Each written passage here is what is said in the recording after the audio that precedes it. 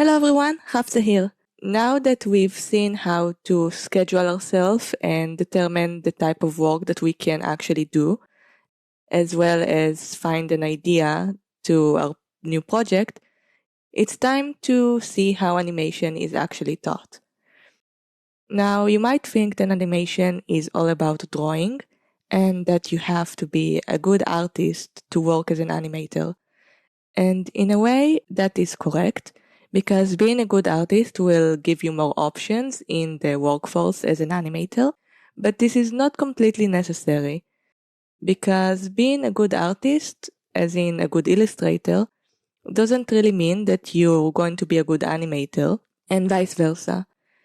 Because being a good artist doesn't guarantee that you can understand movement correctly, and there are many roles that you can do in the industry which will let you be a good animator because you would only need to focus about movement, and other people will be the ones that make your character look pretty or help you make the backgrounds or coloring or any other stuff that is required for the production.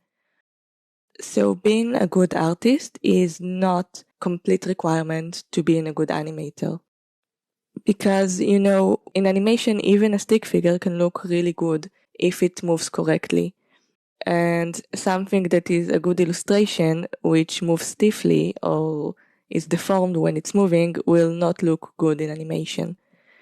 So if you're just a beginner, you don't need to worry, you can just focus on the movement and you will be completely fine with these types of exercises that I'm going to show you throughout this course. If you are an animator or if you have previous experience as an illustrator, you might want to make your exercises more complex. In general, I really recommend that you just see what types of drawings and demonstrations I'm showing you and adjust them to your own level.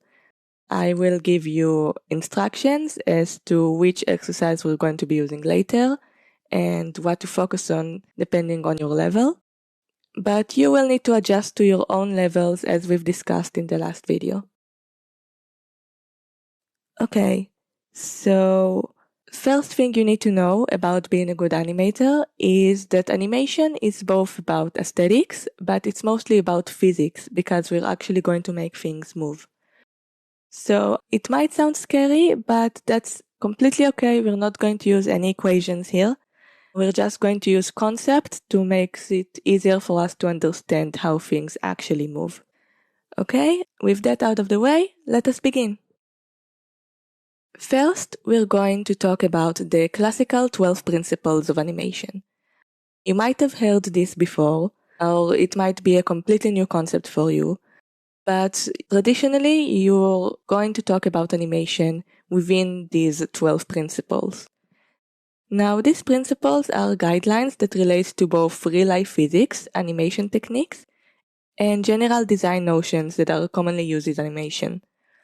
So, even if you did hear about them before, there are different tutorials which explain them in different ways and level of details, and I usually don't find them to be very intuitive when it comes to actually animating most subjects, especially when it comes to difficult designs or movements, because you need to understand your animation on a deeper level than just how aesthetically pleasing it is to the eye. Because a lot of the time you will not be able to find natural references because either it's an unnatural movement or a natural design or completely crazy camera angle which is hard to replicate in real life, and thus you can't have it as a reference. So by using the traditional reference and guidelines for animation, you might not be able to achieve the same amount of freedom as you might be able to achieve if you just understand your subject, which is what I'm aiming to do with this course. But we will have an overview of the 12 traditional animation principles, and I will show you how they relate to what I'm going to teach you. And this is the subject of this video. So, basically, this video is about why these guidelines exist. So, what are the 12 principles of animation? They are basically can be grouped into 3 separate categories, which are the design groups, which include the appeal, solid drawing, staging, and secondary action guidelines, the animation technique group, which includes the squash and stretch, straight ahead and pose to pose, exaggeration and timing guidelines, and the last group, which is based on actual real-life physics, with the anticipation, follow-through and overlapping action, and ease in and ease out guidelines. These are not official groupings and are just a type of organization system for me to understand better what I'm trying to do when I'm starting a new project and how I actually divide my workload and steps in the animation process. So this is something that is just easier for me to do as an animator, but if you find a different way to group your principles, then go ahead and do that, because it might be harder to switch to a new mindset than it is to rely upon what you already know. With that out of the way, let us begin, starting with the design group. The first principle is solid drawing, which refers to the idea that you have to have good art skills in order to create good animation. Now, from the introduction, you know that I don't really believe in that type of thing, especially in more artistic animation. And again, although it really does help to have solid skills, as you will be required to draw characters with different designs and different settings and different art style, this is not a complete necessity in today's field. Again, especially with artistic animation, you will find plenty of different styles, and even some styles that are completely unrealistic or just not meant to be good looking. But then again, if you are aiming to be an independent animator which draws everything and make a complete production from start to finish, you will need to have better art skills in order to be able to make multiple roles in the animation process and not be stuck in just one art style or with just one part of the process. So developing your art skills is still important. Again, you don't have to rush yourself. If all you can do right now is just sketchy line, that is completely fine. The more practice and animation you will do, the better you will become later on. The second principle in the design group is the staging. Now, traditionally, this refers to the way that you present your animation, be it via your composition of the entire shot, the actual character design, your background design, or even the type of acting and movement that you're going to present in the animation itself. This is again something that is very subjective to the creator's artistic vision and doesn't really have an objective guideline, in my opinion, because as an animator you will both do many different types of projects with different art style and with different purpose and energy, and when you're working with other people, each one of them will have their own idea of what they're trying to create, especially if you're working for a client or under a director, which means that you will need to make sure that it fits to their artistic vision and might not be appealing to you. Since there is no single guideline to what is appealing, I try to work with it more with the idea that you need to present your subject of the animation clearly. You need to make sure that it all works well and the movement and staging and composition and everything is clear and the idea of the scene is transferred in a way which is very understandable to the general audience. It can't only be understandable to you. So in the next couple of videos, I will be referring to the idea of staging by saying that something is clear to the viewer. This basically means that you can't have any distractions in your screen which obscure your actual animation or focus of the scene. And this can be represented here by the amount of unrelated stuff that is happening on the screen while the character is moving. The last principle of the design group is the idea of secondary action. Now, this is any action which supports the main action of your character. This sounds kind of confusing, but basically you can separate your character actions into two main categories. The first one is your main action, which is the action which shows the purpose and acting of your character.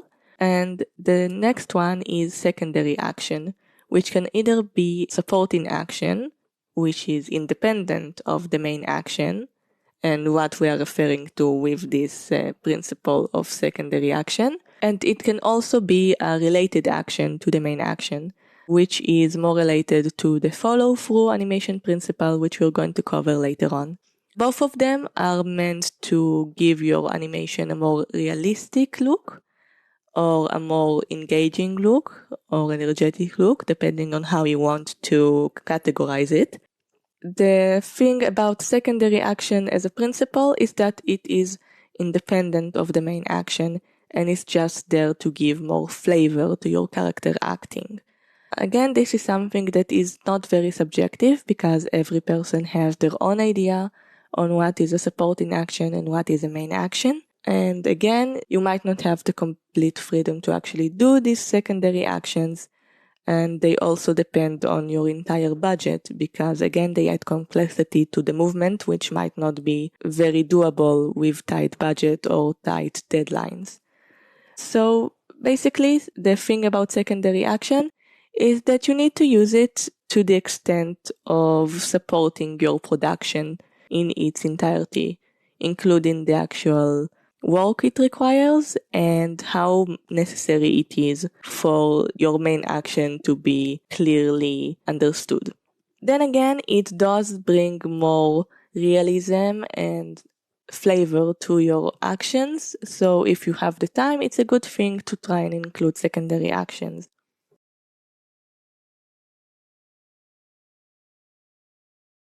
Okay, the main principle in the design group is the appeal principle, which basically means how good your designs are. This can be both for character design, background design, effect designs, prop design, any type of design work which is related to your project.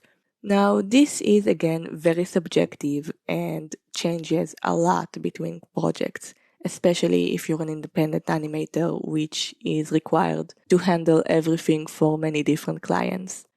This principle basically means you need to be both versatile and consistent with any type of drawings that you're going to make.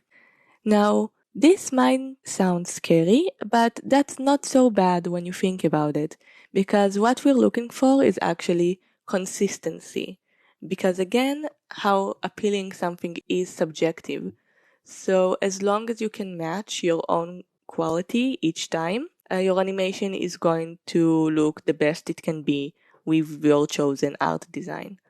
Even if that art style is very simplistic, there shouldn't be any type of problem as long as you're consistent with it, because your movement is still going to be clear if you're following the other animation guidelines and techniques. Now, as you can see here, I kinda try many different types of character design or art styles, and each one of them is going to work within an animation as long as I keep it consistent. Now, the way that I draw stuff is also not universal. If you have a different method to drawing, there's nothing to say that it's not correct, and you can definitely try and use that as your animation method. The only thing you need to make sure is that you keep consistent and that you are making your work efficiently. Because within animation, you're going to be drawing a lot, so you need to be quick about it. If you're only sketching, that is one thing, but if it's going to take you half an hour to make a single frame, you will not be able to make good animation within an appropriate time frame. If you feel like this is still too hard for you, you can just simplify your design. Some designs are like especially simple. You see it a lot in kids' cartoons and stuff like that. So feel free to adjust your character design to your level at this point. Again, I usually try and make my animations with general shapes before I go into any other details. But if you feel like you're past that level, you can try and make your offs within your character model.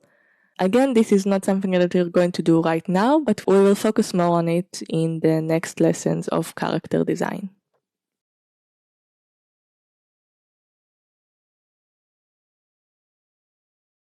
Moving on to the technique group, these are the principles which relate to actual animation techniques and what we're going to be using to make our animation look better.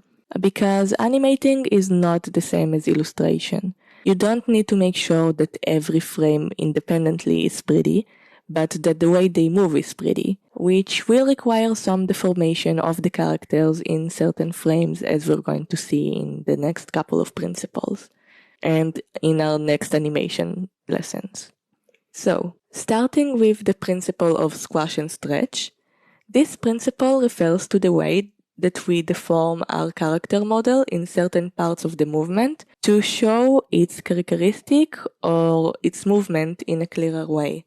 This technique is used to express many different things, such as speed, elasticity, weight, power, and much more, depending on how and when we use it.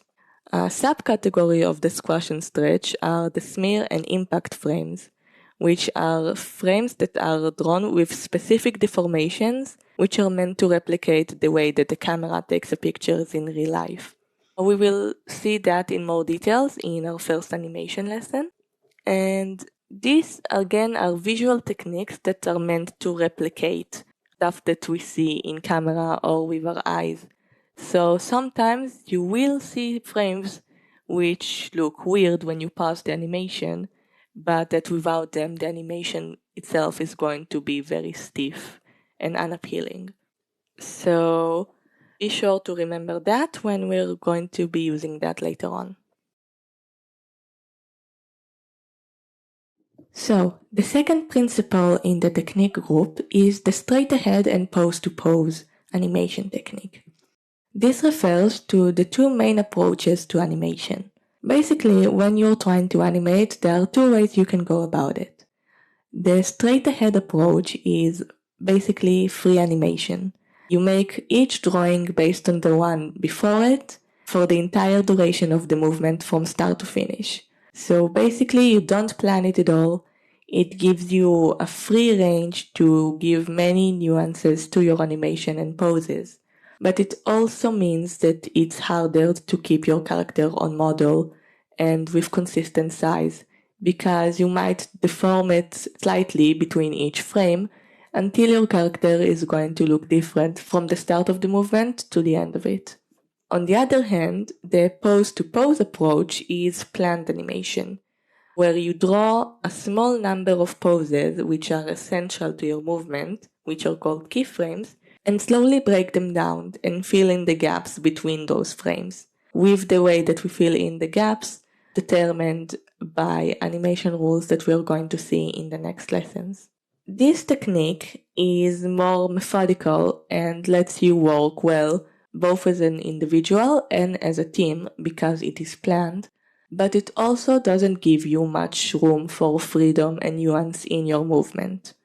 I personally use a combination of these two techniques in which I draw all the keyframes, which I have quite a lot of, more than usual, with the straight ahead approach, but then fill in the blanks with the pose-to-pose approach. In general, there are certain types of movements and effects that you would want to use with straight ahead and some types of acting that you would want to use with pose-to-pose. And knowing which animation technique is better for your scene is an essential skill to have as an independent animator. As an animator employed within a team, it's usually going to be pose-to-pose because each person is going to handle a different part of the breakdowns of the movement. Again, this is not something that is completely necessary to know right now, but we will be using both methods later on, so it's better to keep that in mind. Throughout this course, you might find that you work better with either one of these animation approaches. But for the sake of efficiency and quality, it's better to combine both of them and at least be aware of both of them when you're working for your own project or with a team. Because when the consistency of your character model is more important, especially with scenes with static camera or small and subtle movements, it's better to use the pose-to-pose approach because you don't want to make too many shifts to your character. While in scenes where the overall look of the movement is more important, such as action or comedic acting with exaggerated movement, it's better to use the straight ahead method, especially if your scene includes crazy camera movements and angle shifts, because they already deform your character and the energy of the movement is what's important. So there are also certain details of your character design, such as hair and cloth with extreme movement, that you would want to animate with the straight ahead technique, because you want to give them more nuance and realistic and varied movement. We will see how to combine these type of techniques later on within this course.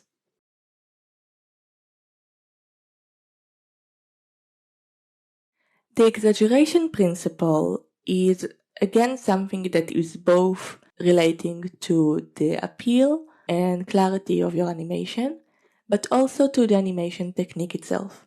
Because animation is a visual medium, and you will often see acting which is unrealistic but more theatrical, which is used to sell the idea behind the animation more than actually replicate movement that you would see in live action. In fact, if you make your movement too realistic, it's going to create an uncanny valley kind of feeling to your animation, which is usually not very pleasing to the eye.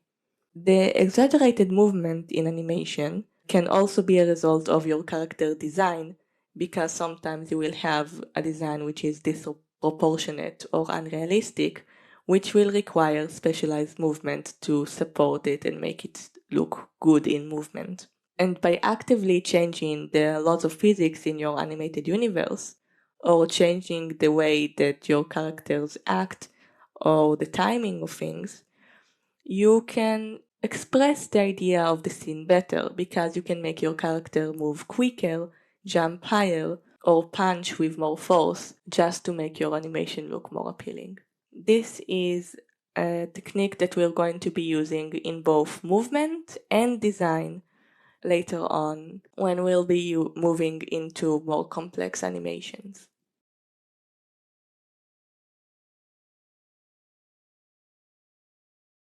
The next principle we're going to be using in animation is the timing principle. Now, in real life, things move in certain timing without relating to each other. But with animation, we have complete control of every movement in the scene, and we want to make sure that the audience and ourselves can understand it perfectly. So we will be changing the timing of things to give more focus on certain actions or patterns in the animation itself. This can be both by timing action to be one after another to make sure that your audience has a clear understanding of cause and effect and follows the movement without any problems. Or it can be changing the timing within an action itself.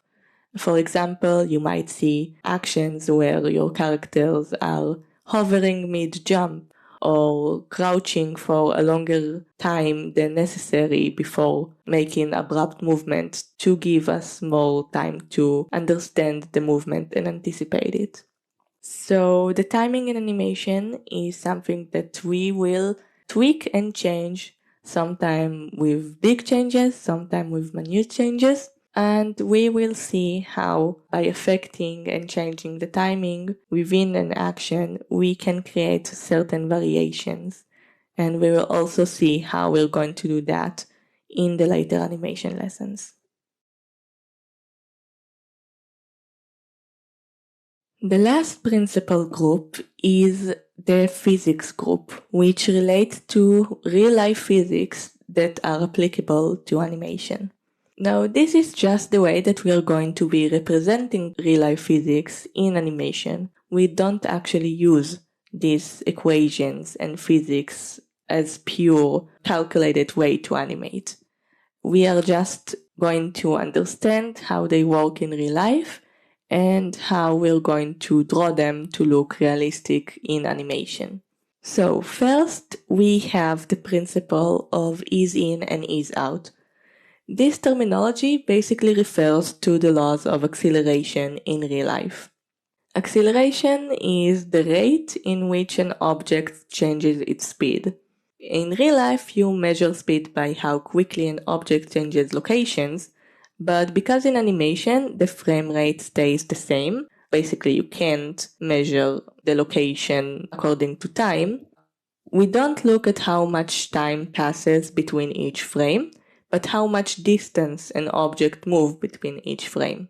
Meaning that by changing the distance moved between each frame, by which I mean making the distance small between two frames and larger in the next two frames and larger, we can change the rate in which an object is speeding. This is in and is out, again acceleration, is how we actually create variation and realistic movement within animation. And this is the basis to any type of movement that you're going to be making. So it's extremely important to understand that when we will be learning it in the first animation lesson. But then again, don't worry if you don't understand it straight from the beginning, because you will have plenty of time and plenty of movements which has different types and different courses of animation to practice on throughout these lessons that we're going to see. And for every movement you're going to be making in animation, you will have its own special ease in and ease out pattern that you're going to be using.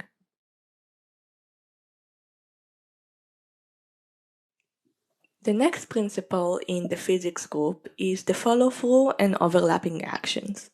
This refers to the real-life concept of momentum. Now, momentum is described by how much an object moves, or how much movement an object has, and it depends on the object mass and the force behind the movement. This might sound a little bit confusing, but it's not so hard to understand once you actually see and experience it. Because in real life, any change in the state of an object is caused by a change in the forces working on it. Meaning that basically for an object to start and stop moving, you need to apply force to it. The force working on an object will make it continue moving in a certain trajectory, which is dependent on the direction of the force, the amount of force, and the size of the object. This movement, which is the new stage of your object, is the momentum, and it will not stop unless there is a different force which makes your object stop. Now, the way that this new force is going to affect your object is creating a new trajectory. But your object still needs to complete the first action. This contrast in force is creating the follow-through and overlapping actions, because you have different action happening at the same time. All of them needs to be completed. To put it simply, basically you need to make sure that each part of your movement or character is completing its trajectory, which was predetermined by the forces working on your character.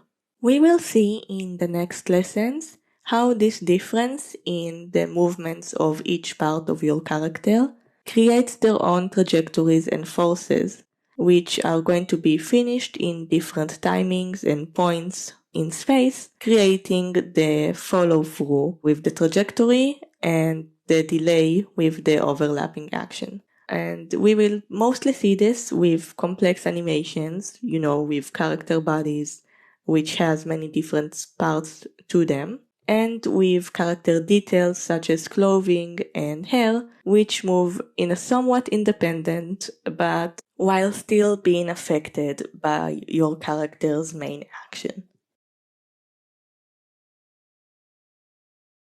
The next principle in the physics group is the principle of anticipation. This refers to multiple instances and multiple ways in which force is expressed in real life, but mostly it refers to the idea of internal forces in an object. When something moves, the force behind it doesn't come out of nowhere, especially when a character or an object which has animated properties is moving. The force doesn't come out of nowhere, and it can't appear anywhere. It needs to follow certain rules.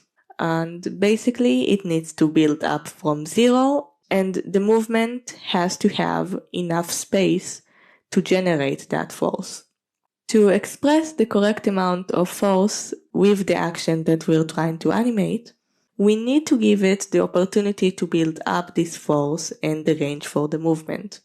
This is the anticipation part, and it will often be represented visually by a delay in the timing and a shift in position to make the range and build up to the coming action more understandable. This is also relating to the timing principle, which gives the audience time to, anticipate what kind of movement is going to be performed next and help give clarity to the overall scene and movement. This is not quite as present in cases where external forces work on a character because the change in force is too abrupt and immediate, and you would not have the time to build up the force and anticipate it because it is not internal and it does come out of nowhere. It comes out of a different source. So this is something that we're going to see in the next lesson, especially in the complex movement section.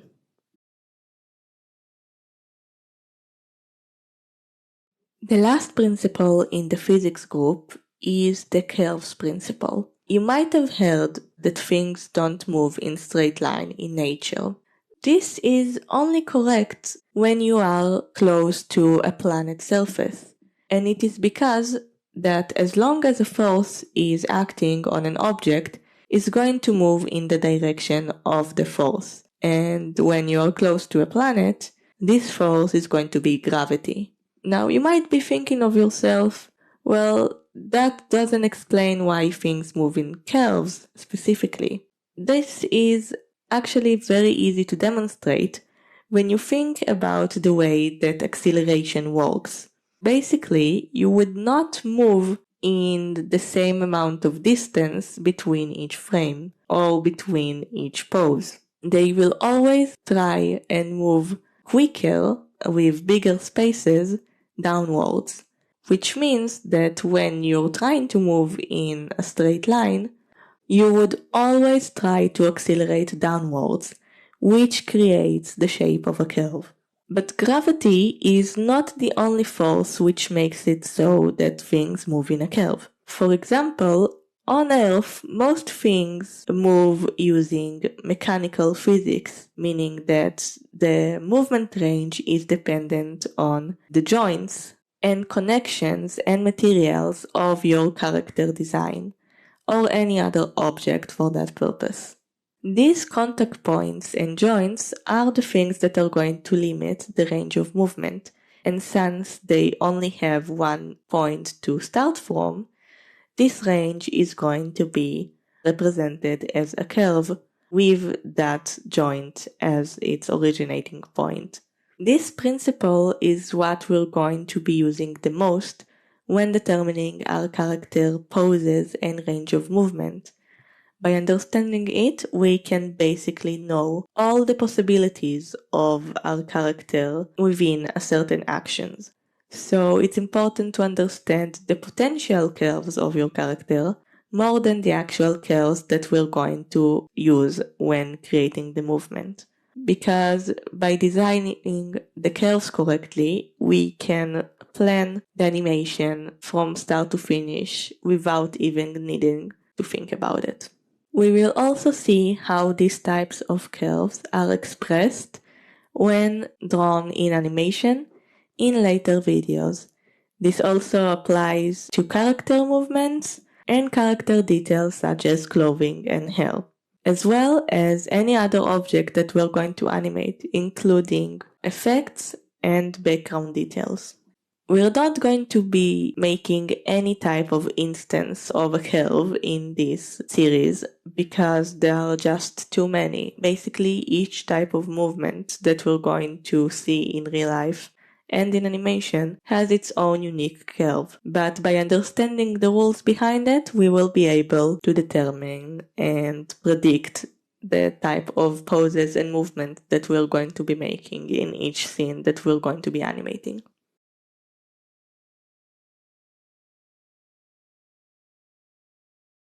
In conclusion, in today's lesson, we've learned the ideas behind the 12 classical animation principles and what they represent in each field and part of the animation process. We talked about their purpose, their role in the production, the reason behind them, and what they represent. Next lesson, we're starting to properly get into the production process of animation, starting with the pre-production and character design. Thank you for watching and see you next time. Bye!